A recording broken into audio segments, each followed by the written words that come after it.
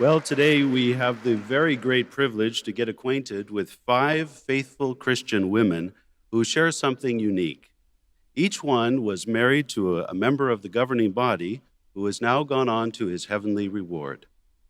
There are 9 such dear, faithful sisters with us at Bethel. Sisters Lucille Henschel, Audrey Hyde, Margaret Klein, and Charlotte Schroeder could not be with us today for this interview, but we treasure their faithful example as well. Now, these sisters had a very demanding schedule while supporting their husbands in their work. But what were some of the blessings that they enjoyed? Let's find out. So let's begin with Sister Sydney Barber. Sister Barber, could you tell us how you began in the full-time ministry? Well, I was blessed to have parents who were faithful and diligent, and they raised me with the idea that full-time service was to be my career. However, when I got out of school, I was offered a pretty good job that I really enjoyed. I took it and then thought about what reasons could I give to Jehovah why I was working full-time and not pioneering. Well, of course, I couldn't come up with any reasons, and so I knew I had to quit this job, which I did. And 5 years later, I was invited to Gilead, and that's where I met my husband. All right, so we understand it was in 1956 that you married Brother Kerry Barber. Can you tell us a little bit about some of his outstanding qualities? Well, first thing that attracted me to him was that he already had a long history in the full-time service. He had gone to Bethel in 1923, some 30 years before that. So I knew I had to marry, if I was going to marry, I had to marry someone with the same goal of full-time service. And then he was easygoing. He didn't get easily excited or upset about things. He had a marvelous sense of humor. And all of this helped me a great deal because the very day after we were married, we started in the circuit work. And then for the next 22 years, I lived out of a suitcase, lived in the homes of the brothers, and moved every week. Wonderful, wow. That sounds like a demanding schedule, Sister Barber, but of course, there were blessings. Oh, What there were some many of those? blessings, although at times I did feel very sorry for myself. But the blessings and the happiness, the joys were way far outweighed any difficulties. One of the joys was to find interested people in the service and then find years later that whole extended families had come into the truth from that person that I contacted. Then when we came to Bethel, we did more international travel. Now, often we went to maybe an exotic country, but we only saw the road from the airport to the branch and back again. And we didn't see the tourist attractions that most people would go to see. But we did see the desirable things, the precious things of the nations, and that is Jehovah's people. It was such a thrill to go to a country like Myanmar and there meet perhaps sisters from the Chin Hills, little sisters that had learned the truth back in their own language, way out in the sticks, you might say. Mm-hmm. Or to go to the Andes and meet a little Quechua-speaking brother, and to know that these are part of our family, that they're worshiping Jehovah. It's always been dear to my heart. Very nice. Well, now, Sister Barber, as you look back, what is it that you especially treasure? Well, I'm very thankful that I was married to one of Christ's brothers. Just to hear his expressions on spiritual matters and to hear his appreciation for his service to Jehovah. He was a humble man, and he didn't speak private or publicly about being one of the anointed, but privately he expressed great awe of that calling and great appreciation for it.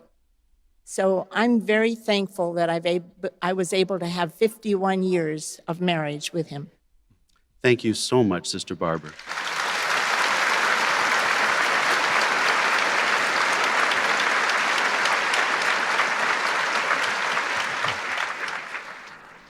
Well, next on our program is Dear Sister Melba Berry. Sister Berry, we'd like to know a little bit about how you got into the truth and how you started full-time service, please. Well, I'm an Australian lassie, born and raised in Australia. Way down there in 1935, my mother accepted the truth, and the brother was going from door to door when he met her. And so, being the eldest of three girls, I happened to be the only one that showed any interest and accepted the truth. And I was baptized in 1939. But in the small local congregation where I served, I was appointed as the company servant since no qualified brothers were available. Brothers were assigned from Bethel to give talks in the congregation. And so one brother came to the congregation for such an assignment, and when he returned to Bethel, he told his buddy, Lloyd Barry, to come out to the congregation and give a talk and to look me over. Eventually he came. Meanwhile, I applied to be a pioneer but was accepted to Bethel in Sydney in September 1939. So began my 72 years of full-time service. Beautiful. Well, then in 1942, you married that brother who came to check you out. What were some of his outstanding qualities, Sister Barry? Well, he truly loved Jehovah and the brothers. He was serious, yet a kind and courageous spiritual man. In fact, I thought a spiritual giant since I was such an immature person at that time. And I thought I needed someone to help me get through Armageddon. It was so close at that time. And Lloyd was a very decisive person. And when he'd learned the truth in his teenage years, he came to appreciate that serving Jehovah is a course to lifelong success. And so he began full-time service to Jehovah in January 1939. And he made it the center of his life. I liked that about him. And of course, he was handsome. He was the best. Now, Sister Barry, of course, you had this same very demanding schedule, but what were some of the blessings?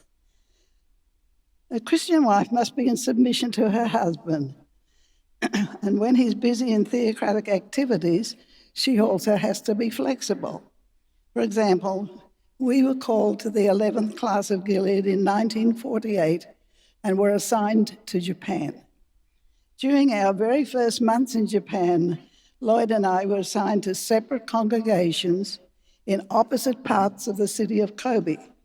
We had so few publishers that we all spread out, each going our separate ways to get the territory worked. When we arrived, there were just 3 Japanese witnesses in the whole country. Our language was very limited and hardly anyone understood English, but Jehovah blessed our efforts. In fact, one woman I met on my first day preaching, she accepted the truth and served Jehovah faithfully for 50 years as a pioneer.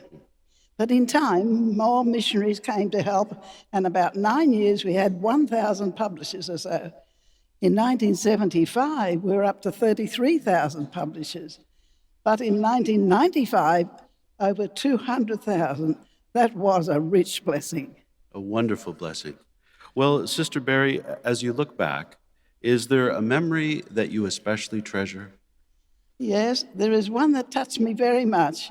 For the last 24 years of his life, Lloyd was used extensively for conventions and zone work. And in that time, we traveled together to some 80 countries. One highlight that I especially treasure is that of the district convention in Cuba in 1998. After each talk, the dear brothers and sisters actually all stood up and gave each speaker a standing ovation, clapping their hands vigorously over their heads. Such happiness and gratitude and joy for Jehovah's provisions left a very lasting impression on me, and I'll never forget it. So over the years, we could see how Jehovah blessed us in full-time service, and we found much joy in that. So it has been a treasure and a great privilege to have lived a life of nearly 60 years with such a devoted brother and a faithful servant of Jehovah. And another treasure and privilege to continue serving Jehovah in my advanced age. I keep trying with Jehovah's help. I think you're succeeding, Sister Barry. Thank you so much.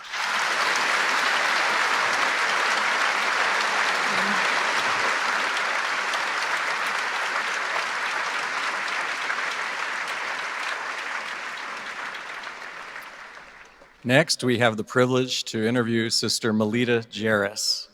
Sister Jarris, we understand that you're from Canada, so please tell us about your early days in the truth there. Well, I was 6 years old when my parents learned the truth after they read the booklet, Where Are the Dead? Reading that booklet was all that it took my mother and dad to learn the truth about what happened to their first son who had died in the hospital. And my relatives were fiercely opposed to my parents becoming Jehovah's Witnesses. However, they did not waver. We left Saskatchewan to go to British Columbia, and that's when us children had the wonderful opportunity to participate in the meetings in English and also go out in the service and comments at the meetings, making comments at the meetings. But all of a sudden, no meetings and no service, house-to-house work. The band came on, and we were still young, so immediately announcements were made, we're going to go from door to door. And they paused and they said, but only with the Bible. With us children, that was good for us. Us young people learned to use the Bible from door to door, and that's when I really was convinced that I wanted to become a pioneer. Fascinating. Well, then in 1956, you married Brother Theodore Jarris. What were some of his outstanding qualities, Sister Jarris? Well, he was 13 when he started to study the Bible and with the family, but the family didn't want to continue, so he did. And none of them ever came into the truth of his family. However, he started pioneering when he was 17. At 20, he became a special pioneer. And at 20, he went to Gilead, was invited to go to Gilead, and he was in the traveling work when he was 21. I was hearing a lot about this Ted Jarris. So he had a fine reputation. It didn't take me long to appreciate that his goals involved around serving Jehovah whole soul, and that was my goal. As we got to know each other, I learned that Brother Jarris was very dedicated and serious in his devotion to serve Jehovah. And, of course, I appreciated these things, and I found out that he was very serious in his devotion, very kind, friendly. Brothers seemed to be very friendly with him and he with them, and he became friendly with me. I rather appreciated that. Well, Sister I was very Jarris, glad to become his wife. very good. Well, now, you had this very, very busy schedule too, but what were the blessings? Well, 8 weeks after we were married, we got Brother Noor assigned us to the traveling work, starting in Missouri and Arkansas. It was a good thing I was a country girl. I knew what an outhouse was, and we had quite a few of those. However, for the next 19 years, we lived with friends in different homes each week, of course, and it was sometimes a little rough, but it was then the discomforts weren't that bad. But we had such wonderful experiences in the ministry that it made up for everything. Mm. And my husband, in 1974, was invited to become a member of the governing body. And so we were going to live in Bethel. That was my first home after 19 years, and I love it. Of course, my husband had many demanding schedules, but we were always together for morning worship, lunch, and dinner. And since he was often had to work overtime, I've had much to do as far as my spirituality and at home, and as well as duties that I had to perform. I got busy with my spiritual things, but we always had time together, and I appreciated that. In fact, 54 and a half years, I'm very grateful for. So, Sister Jarris, now as you look back through all those years, what is it that you especially treasure? Well, I treasure those 54 and a half years for the reason that we spent together serving our living God. It was a blessing to take care of one of Jehovah's sons by being a wife to him. And of course, it took a power beyond what is normal to see that I met his needs and fulfilled them. I also treasure that I had the privilege of going with my husband on many zone visits, and to see the joy that it brought him to serve our brothers in many lands, especially in bands under ban, like, for instance, Russia, Ukraine, and Poland. Each of these countries was like home to us. We were always in a family. We just went from the airport to the branch or wherever, and we enjoyed having that association together. So these memories bring me much happiness and contentment now, and I'm grateful to Jehovah for them, and thank Him that He still gives me the power beyond what is normal to continue to serve here in Bethel and do what I can that I'm assigned to. Thank you so much, Sister Charis.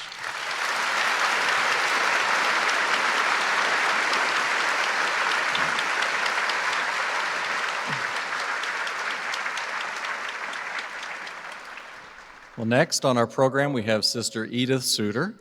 And Sister Suter, we'd like to know how you got started in the full-time ministry, please. Well, I was raised in the truth, and my parents always took us to all the meetings and the conventions.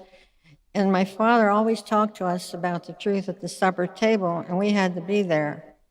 And as we grew older, we were out in the service every Saturday and Sunday. The service was not easy then because the war was on, and mobs would form, and they would run us out of town. But they never hurt us. I think they were more afraid than we were. And at the convention in 1946, pioneering was stressed. And that's when I decided that's what I want to do. So I started pioneering October 1946. Now, Sister Suter, we understand it was 1956 when you married Brother Grant Suter. Can you tell us about some of his outstanding qualities? Well, he was a very kind, caring person. And he was very generous, always wanting to help someone in need. And he began full-time service in 1928. He was a very hard worker. He was very loyal to Jehovah and his organization, and he really loved Bethel, as I do. And he never complained, and he had a good sense of humor also. And he very serious about his assignments at Bethel. Well, now you had this demanding schedule as well as the other sisters. What were the blessings that you enjoyed? Well, we had many blessings. I had many blessings, of course, and I especially enjoyed traveling with my husband to different branches and work in the branches with the sisters there, see how they did the work different in other countries. And then in the ministry, that was a great joy to me to go out in the ministry with the missionaries and see how they did the work. And I really appreciated the work my husband was doing. It was for Jehovah. And when he was very busy, I would find things to do that I never had time to do any time because of the busy schedule that he had and I had. And that kept me very busy too. So also but he did find time for me too, and I really appreciated that. That's very touching. Sister Suter, is there a memory that you particularly treasure? Oh yes, I really enjoyed this one. Grant was scheduled to give a talk at the Cadiz prison in Spain, where 100 brothers were incarcerated for their neutrality. But the officials said no. But we got there 2 days early, and the brothers said, well, let's try it.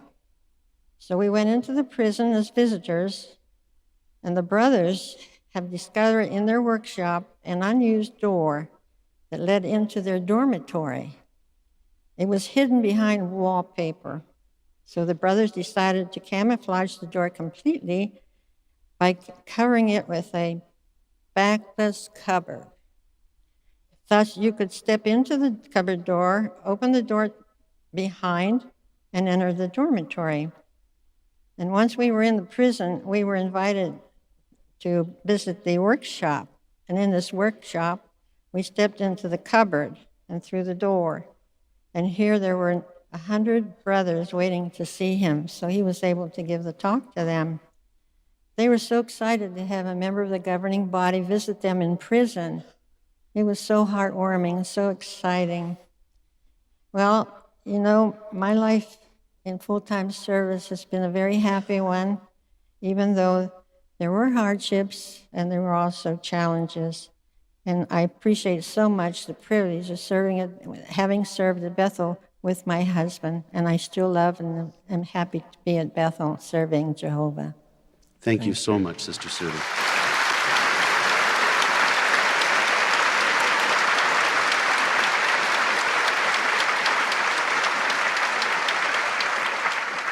So now we have the pleasure to get acquainted with Sister Marina Sidlick. And Sister Sidlick, would you tell us about how you got started in the full-time service? Well, my parents started studying the Bible in the mid-50s. And my mom gave my sister and me our first few studies in the Let God Be True book in the kitchen dining room of our home. My first day in field service was when I was 10 years old. And from that first day, I still remember the big smile on the face of the anointed brother that was taking us out. He was a special pioneer, and it soon became evident to me that the happiest people are those in the full-time work. In time, my dad, my sister, and I were all baptized. And then about 10 years after our first initial contact with the truth, Dan Sidlick started visiting our family. And it was due to long conversations around our dinner table during his visits that my mom saw the beauty of the truth and began making it her own. I pioneered in later teenage years without a partner, which meant that after a good call, there was no one to share the joys with, except Jehovah, of course. And so my relationship with Jehovah really blossomed during that time. I have some nice memories from London Bethel, where I waited through the immigration process to come to the U.S. I sat at Brother and Sister Barr's table. And my London Bethel roommate, Joey Oram, and I have kept up our friendship to this day. We still have a little phone call each Saturday morning before I leave for field service. It's wonderful. Well, we understand now in 1970 you married Brother Daniel Sidlick. Can you tell us some of his outstanding qualities? Well, Dan was known for his genuine love of people, his great love of Jehovah and the truth, and his innate love of life. That combination really gave me a wonderful life to live with him, and I have many memories, of course, from it. But some of the memories I treasure are our conversations after the supper meal. Sometimes we'd sit and talk about a Bible topic. And it's those spiritual conversations that I miss to this day. That's understandable. Now, of course, you had a demanding schedule, but there were blessings. What were those, Sister Sidlick? Yes, the schedule was demanding, and for a rather reticent person like myself, I found the crowds and the attention overwhelming. But the wonderful friendships we made with some brothers and sisters around the world are what I treasure to this day. Now, when I think of a country like France or Poland or China, it's not the topography of the country that comes to mind, but the faces of the dear brothers there. For example, in Poland, we went there when it was still under ban, and we visited the brothers in their homes. But then years later, to go back and see those same brothers in their beautiful new branch in assembly halls, well, I was just so happy for them. Indeed. Well, now, as you look back, Sister Sidlick, at this rich life, is there a memory that you particularly treasure that you'd like to share with us? Well, this may be an unusual memory to treasure, but recalling it now may help some other sisters. It was when Dan was in hospital, one of those many days when I was trying to help him with something, and he began grumbling, almost fighting me. So I just said, "Babe, I know this has been terribly hard, and you've been so brave, and you've endured so much already. But just please hang in there a bit longer." And immediately he softened, and he stopped resisting me, never resisted me like that again. He just needed that word of commendation and just a little bit of kindness like that, approval like that. Sisters often give compliments to other sisters and receive compliments, and it's just a little pleasant moment in the day. It buoys us up. It's a little something we share. But that's not the way things work among brothers. And it may seem that husbands who give talks and travel for the society get enough compliments and praise. But that praise is of very limited value to a husband compared to a word of approval from his wife. a word of commendation from his wife. And it's just as Paul said about a married man, how he's anxious to gain the approval of his wife. And so, without commendation from a husband is missing a little moment of being buoyed up, of being appreciated. It's a simple gift a wife can give her husband. And as we know from James' words, every good gift and every perfect present comes from above, from the Father of celestial lights. Yes. Thank you so much, Sister Sidlick, for sharing that with us.